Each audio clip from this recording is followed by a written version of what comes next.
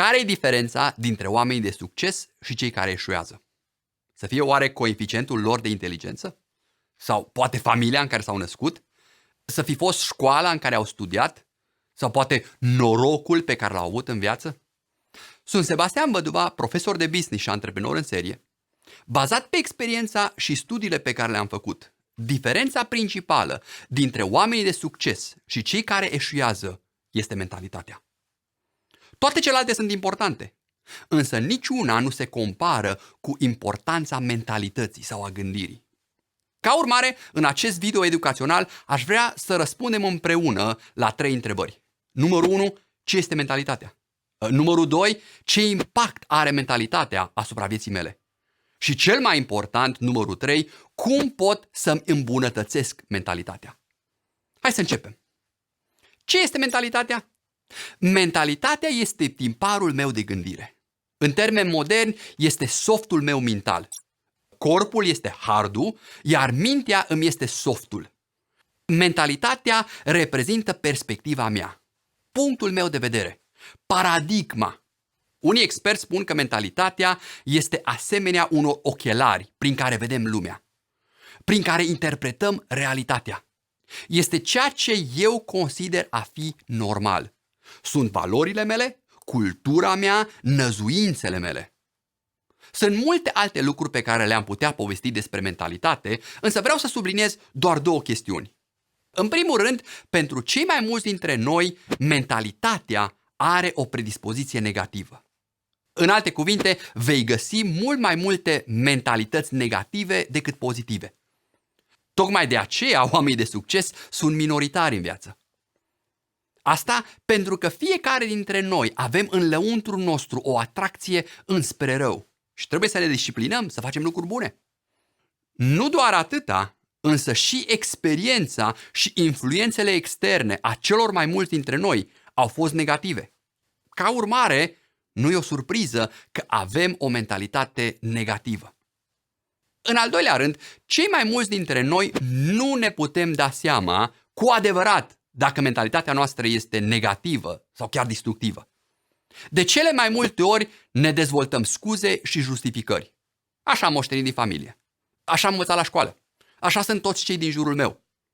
Acum, chiar dacă aceste motive sunt adevărate, tot noi suntem cei care rămânem cu o mentalitate destructivă, negativă. Dar haideți să răspundem la cea de-a doua întrebare, și anume, ce impact poate avea mentalitatea asupra vieții mele și a succesului meu?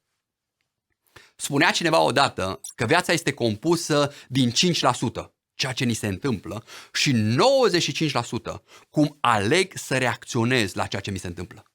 Indiferent de ce se întâmplă în viață, reacția ta va fi determinată de mentalitatea ta.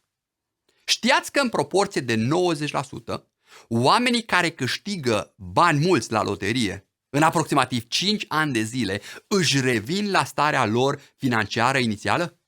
Aceasta este mentalitatea lor. Aceasta este normalul lor financiar.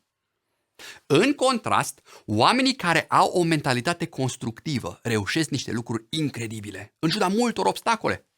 Importanța primordială a mentalității în viața mea și a ta este că ne dă energie să putem depăși obstacole.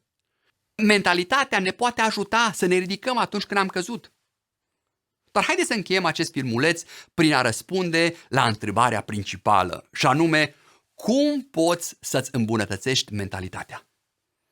În primul și în primul rând, cred că este important să înțelegem că setting-urile noastre sunt negative. Îmbunătățirea mentalității este un proces care nu se încheie decât doar la mormânt. Cât timp suntem în viață, va trebui să ne luptăm pentru a avea o mentalitate pozitivă. Nu există curs, carte, eveniment pe care să ne-l putem administra și să avem o atitudine pozitivă permanentă. Sunt însă câțiva pași pe care îi poți face pentru o mentalitate mai bună. Numărul 1. Mare grijă cu ce îți hrănești mintea. În informatică spunem garbage in, garbage out. Adică dacă te hrănești cu gunoi, să nu te aștepți să fii parfumat ca și o floare. Hrănește-te cu lucruri pozitive și optimiste. Citește istorii de succes. Ai grijă că multe din informațiile care vin într-un mod natural, prin mass media sau prieteni, sunt negative. Înțeleptul Solomon spunea în antichitate: păzește-ți inima, adică mintea, mai mult decât orice, pentru că din ea ies izvoarele vieții. Numărul 2. Mare grijă la oamenii cu care te înconjori. Mentalitatea este molipsitoare și fie că vrei, fie că nu, vei avea mentalitatea celor mai apropiați prieteni ai tăi. Știu că subiectul acesta poate fi foarte sensibil. Dacă ai pesimiști în jurul tău sau poate chiar în familie, va trebui să ai mare grijă. Îți recomand, într-un mod înțelept, să îți găsești alți prieteni și alte surse de inspirație. Nu trebuie să pui piciorul pe frână în relația cu ei, doar ia piciorul de pe accelerație. Redu timpul și expunerea la prietenii și cunoscuții tăi pesimiști. Caută și cultivă prietenii optimiste și constructive. Numărul 3. Nu lăsa ca îmbunătățirea mentalității tale să fie o sursă de mândrie prin care să-i desconsideri pe alții. Dacă tu hotărăști să-ți îmbunătățești mentalitatea, cu vremea aceasta ar trebui să molipsească și pe alții. Dacă tu însă în acest proces îi vei desconsidera sau mai rău îi vei jigni pe cei din jurul tău, nu o să-i câștigi niciodată. La acest subiect îți recomand cartea lui Dale Carnegie, Secretele Succesului. A patra recomandare pe care ți-o las este să-ți creezi un sistem prin care să îți întreții și să-ți îmbunătățești mentalitatea. Avem noi în folclorul român un personaj care mie mi este foarte drag, și anume Prâslea cel voinic.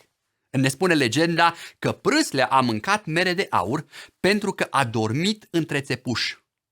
Dacă vrei să-ți întreții o mentalitate pozitivă, fă-ți și tu niște țepuși care să te țină treaz atunci când te va apuca somnul negativismului.